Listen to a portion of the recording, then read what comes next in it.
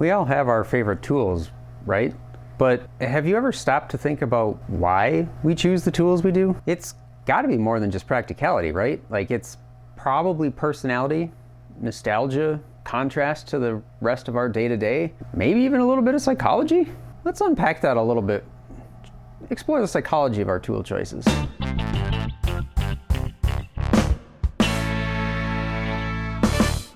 Hey, this is Mosquito, also known as Chris. This is Mosquito Musings, where we kind of think about some of the things that I've been thinking about in the shop. I think we're going to take a look at our first tools, how they shape us, how our personalities might influence our preferences, and maybe even why sometimes we feel the need to, well, buy more tools.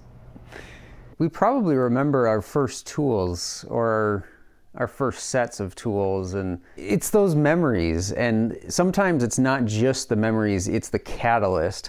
This is a Stanley number 45. It's probably been one of the most influential tools in my collection. This was probably the third or fourth hand plane I got. Wouldn't say it's the perfect example. It's definitely not the best number 45 I have, but it is the one that I use whenever I need one. And part of that is just, I guess it's the nostalgia and the sentiment of that being one of my first planes, and it certainly springboarded into a whole other collection over there, and eventually into a lot of the hand planes that I have kind of up behind me here. I think there's a part of that nostalgia that really draws some of us in. For me, I would say probably the two most influential people were Roy Underhill, which is why I've got a tote full of Band-Aids, and Paul Sellers. And both of those people are very, very hand tool oriented. That worked for me because when I first started, I was in an apartment where I really wasn't going to be able to use power tools because I had neighbors. But I think what shapes part of our tool preferences and what we gravitate towards probably comes out of our early successes and failures when it comes to tools. This isn't really anything special. It's just a Jackson dovetail saw. But this is the first dovetail saw that I got in my woodworking journey.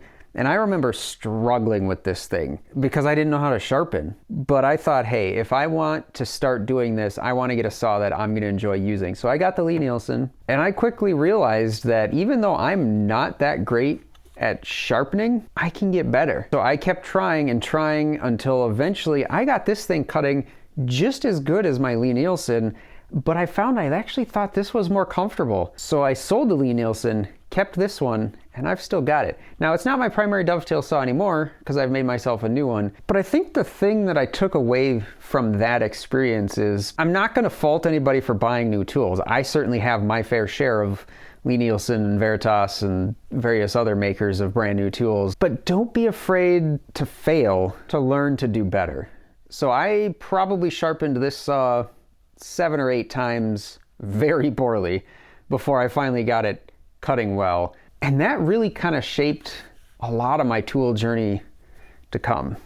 Do you see yourself as like a detail-oriented person? If so, do you gravitate more towards things like chisels and marking gauges and router planes and things that allow you to get to a very fine level of detail once you've already done the bulk of the work elsewhere? Or are you maybe a little bit more of the mind of, let's just get it done and out the door? I'm not saying you can't be both, because I mean, I've got certainly a good selection of power tools, but I also like the hand joinery stuff that really drives me to get a lot of the roughing done here and then go over there to enjoy the process of the actual joinery and getting things to fit just right and slowing down a little bit. Some of my favorite tools are tools that just fit. Like everything about the way it fits in your hand is just right. And things like hand planes, I started with a 101, but then I ended up with this 100 that's got the little squirrel tail on it. And it's just like, it's not even there. I'm just swiping an edge with my hand and it's gone. The way these tools feel in your hand probably make a pretty big difference in which ones you go to, because let's face it, if you've got a tool that'll get the job done, but it hurts your hand every time you use it or you smash your knuckles on something. I've got a set of Sigley pattern planes that I think are really cool, but I can't use them because the totes are too small and I hit my pinky knuckle on the side castings, and while I think they're really cool planes, they just aren't comfortable to use. So things like the balance and the weight and the form of the tool that just fits, it's hard to get around that. I feel like sometimes as we get better at what we're doing, we start to look at more and more complicated and complex tools. And some of these combination planes, I love them. And part of what I love about them is that they're so interesting from a mechanical standpoint. Is there intrigue and interest, or is it just something that's going to get the job done? Because I'll be honest, I've got a lot of combination planes that I love using, but a powered router is probably a better option. Never said I was practical. But then there's also things like this fully automatic sharpener. It's complex. I don't get it. So I just end up using a hand file and sharpening that way because it's just a lot simpler and it works. Ooh, shiny. Haha. I mean, let's face it, we've probably all kind of been there a time or two. Shiny object syndrome, right? See a new tool come out and we just gotta have it for something. Who can honestly say we haven't done that, right? It's an investment, or I'll use it for a specific project, or I really need to get it to get that done. It's on sale, whatever. We come up with all kinds of reasons and justifications. Is it always something that needs to be justified? Not really, I don't think so.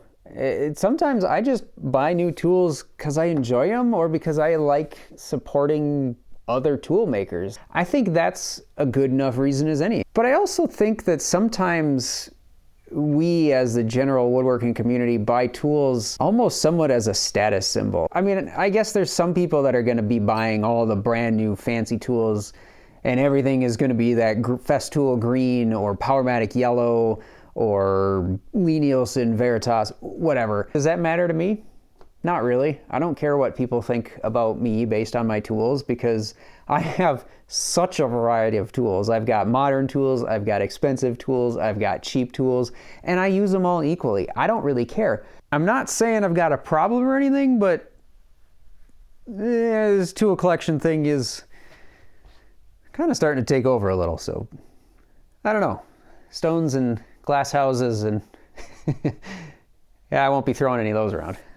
There's something special about inheriting generational tools. This belonged at least to my great-grandfather. It was given to me by my great-uncle.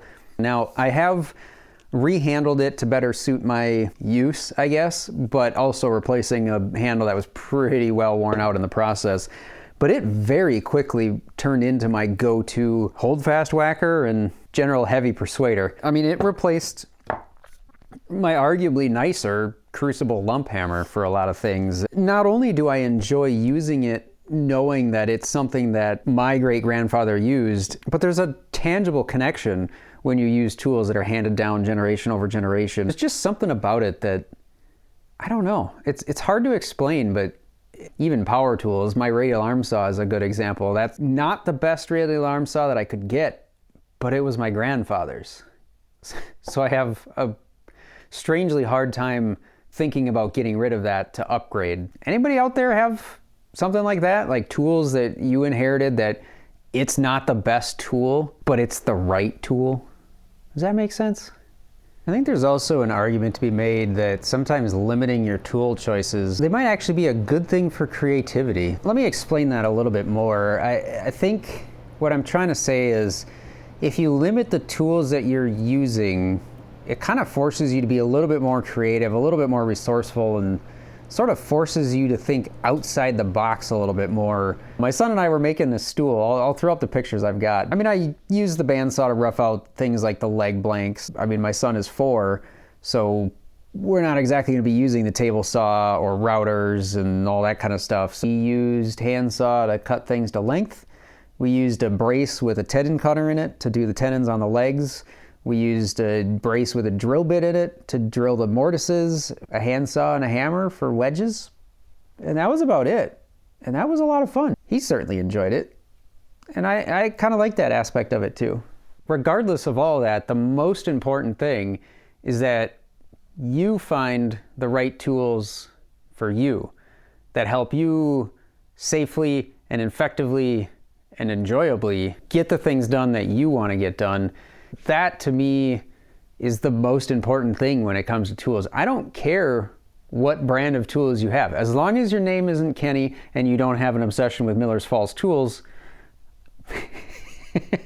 whether it's new tools, vintage tools, I don't think there's really a bad option. I'm of the mindset that if it works for you, that's the best thing for you. I'm not going to go out and tell you, hey, you should get rid of all your Stanley planes and go buy a lie-nielsen. Hey, you should get rid of Veritas and go buy vintage Stanley.